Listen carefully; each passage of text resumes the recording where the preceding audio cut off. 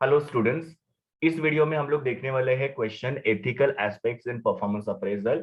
मतलब किस तरीके से परफॉर्मेंस अप्रेजल जो है एथिकल तरीके से होना चाहिए, उसमें कोई भी बायसनेस या चीटिंग नहीं होनी चाहिए, सबके साथ फेयर यहाँ पे परफॉर्मेंस अप्रेजल होना चाहिए, उसके बारे में हम लोग देखने वाले हैं। जिसमें सबसे पहला है रिवॉर्ड, पनिशमेंट एंड थ्रेट। अभी किसी भी एम्प्लॉय का परफॉर्मेंस जो होता है उसके लिए ये तीन चीजें यूज की जाती है। मतलब जहां पे एम्प्लॉय अच्छे से परफॉर्म करते हैं तो उनको रिवॉर्ड दिया जाता है, और अगर वो अच्छे से परफॉर्म नहीं करते तो उनको पनिशमेंट और थ्रेट दिया जाता है। लेकिन ये सब चीजों को बहुत ही पॉजिटिव तरीके से यूज करना चाहिए। देखो यहाँ पे लिखा है, all this must be use in a positive way to improve the performance of employee. If it is used in improper way it will definitely affect the performance of the employee. काफी बार क्या होता है कि जो superior होते हैं वो अननेसेसरी एम्प्लॉयज को पनिश करते हैं, अननेसेसरी उनको थ्रेट करते हैं, या जो डिजर्विंग कैंडिडेट नहीं होते उनको रिवॉर्ड देते हैं।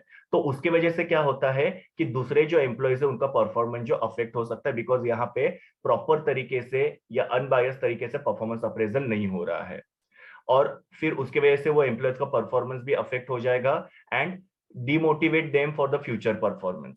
Reward and punishment should not rely on the matter of favouritism and hatred. मतलब अननेसेसरी किसी को मैनेजर जो हेट्रेड करते हैं, नापसंद करते हैं, तो उनको पनिशमेंट देते हैं, और कोई दूसरा एम्प्लॉय उनका फेवरेट है तो उसको रिवॉर्ड देते हैं, ऐसा नहीं होना चाहिए। तो रिवॉर्ड, पनिशमेंट और थ्रेट इसको पॉजिटिव तरीके से यूज करना चाहिए, ना कि इसको अननेसेसरी यूज करके एम्प्लॉयज को हरास करना चाहिए, बिकॉज उसकी वजह से उनका परफॉर्मेंस जो अफेक्ट हो सकता है और एम्प्लॉयज डिमोटिवेट हो सकते हैं। सो परफॉर्मेंस अप्रेजल करते समय रिवॉर्ड, पनिशमेंट और थ्रेट को पॉजिटिव तरीके से यूज करना चाहिए। दूसरा है reliability and validity of the information. यहाँ पे लिखा है the most important task of the manager is to provide the reliable as well as provide valid information. मतलब जब भी एम्प्लॉय का परफॉर्मेंस अप्रेजल होता है तो उनके परफॉर्मेंस के बारे में रिलायबल इंफॉर्मेशन और वैलिड इंफॉर्मेशन जो है वो प्रोवाइड करना जरूरी है। मतलब एम्प्लॉय का परफॉर्मेंस कैसा है, वो रिलायबल इंफॉर्मेशन और वैलिड इंफॉर्मेशन जो मैनेजर ने प्रोवाइड करनी चाहिए। अनरिलायबल या झूठ मूठ की इंफॉर्मेशन नहीं देनी चाहिए। जैसे कि उसका क्वालिटी ऑफ वर्क काफी अच्छा है, लेकिन फिर भी मैनेजर ने क्या लिखा है, उसका क्वालिटी ऑफ वर्क जो मॉडरेट है, तो ये अनरिलायबल इंफॉर्मेशन है, इनवैलिड इंफॉर्मेशन है। This information can be documented and use for the legal aspect if the problem arises in the future. अभी ये रिलायबल या भरोसेमंद या वैलिड इंफॉर्मेशन क्यों प्रोवाइड करना जरूरी है, बिकॉज ये इंफॉर्मेशन जो होती है इसके डॉक्यूमेंट किया जाता है।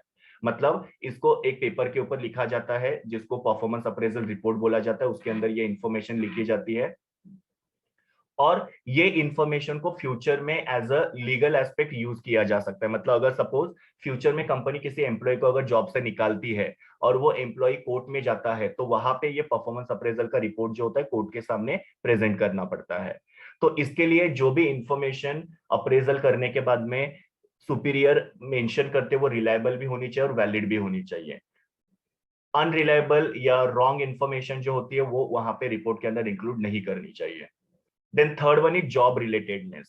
जॉब रिलेटेडनेस का मतलब क्या होता है, जो भी परफॉर्मेंस अप्रेजल का इवेल्युएशन किया जाता है वो जॉब के रिलेटेड होना चाहिए। अननेसेसरी सुपीरियर और सबऑर्डिनेट के बीच में अगर कोई कॉन्फ्लिक्ट होती है तो वो पर्सनल कॉन्फ्लिक्ट को यहाँ पे इंक्लूड नहीं करना चाहिए। पर्सनल जो ग्रजेस होते हैं उनको यहाँ पे लाना नहीं चाहिए। जो भी परफॉर्मेंस अप्रेजल कर रहे हो जॉब के रिलेटेड ही करना चाहिए, भले ही सुपीरियर और सबऑर्डिनेट के बीच में, या फिर जिनको हम लोग बोल सकते हैं अप्रेजल और अप्रेजी। अप्रेजल मतलब जो बॉस है वो, और अप्रेजी मतलब क्या, जिसका परफॉर्मेंस अप्रेजल किया जा रहा है। इन दोनों के बीच में जो भी झगड़े होंगे वो पर्सनल चीजों को बाजू में रख के जॉब के रिलेटेड परफॉर्मेंस अप्रेजल होना बहुत जरूरी है। क्योंकि काफी बार क्या होता है, अप्रेजल और अप्रेजी के बीच में कोई भी झगड़े होते हैं तो उसकी वजह से अप्रेजल जो है वो अप्रेजी को उसके परफॉर्मेंस के लिए लो ग्रेडिंग देता है।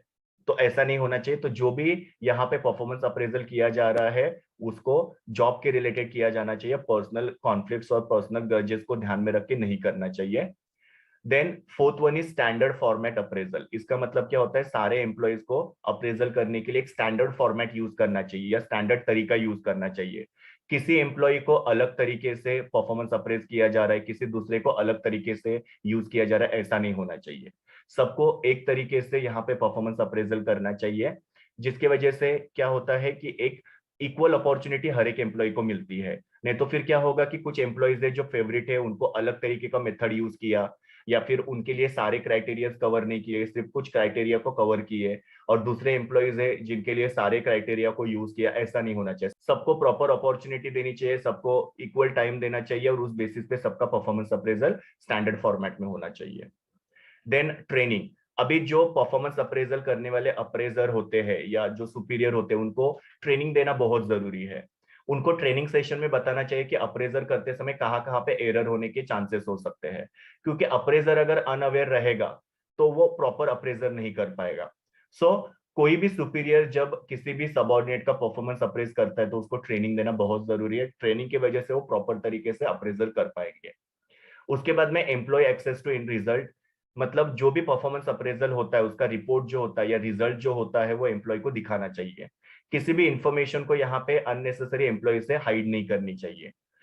इसी तरीके से यहाँ पे परफॉर्मेंस अप्रेजल के रूल्स एंड रेगुलेशन जो होते हैं वो एम्प्लॉय को बताना बहुत जरूरी है, क्योंकि एम्प्लॉय को अगर उनका रिजल्ट पता नहीं चलेगा तो वो अपने आप को यहाँ पे इंप्रूव नहीं कर पाएंगे।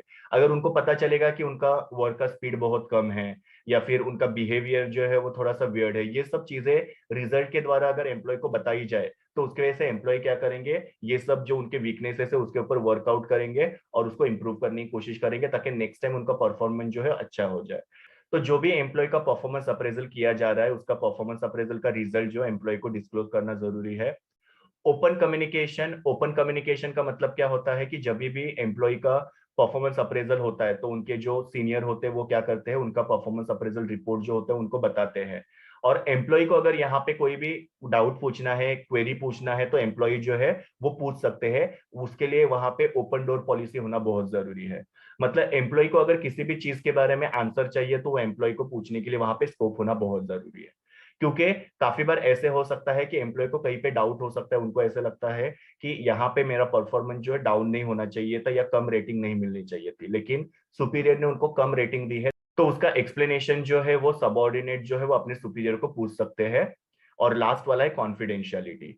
किसी भी एक एम्प्लॉय का परफॉर्मेंस अप्रेजल रिपोर्ट जो दूसरे एम्प्लॉय को डिस्क्लोज नहीं करना चाहिए, बिकॉज ये सीक्रेट इंफॉर्मेशन होती है। वो जो भी एम्प्लॉय का परफॉर्मेंस अप्रेजल किया जा रहा है उसको डिस्क्लोज कर सकते हैं, लेकिन दूसरे किसी भी पर्सन को वो डिस्क्लोज नहीं किया जाना चाहिए।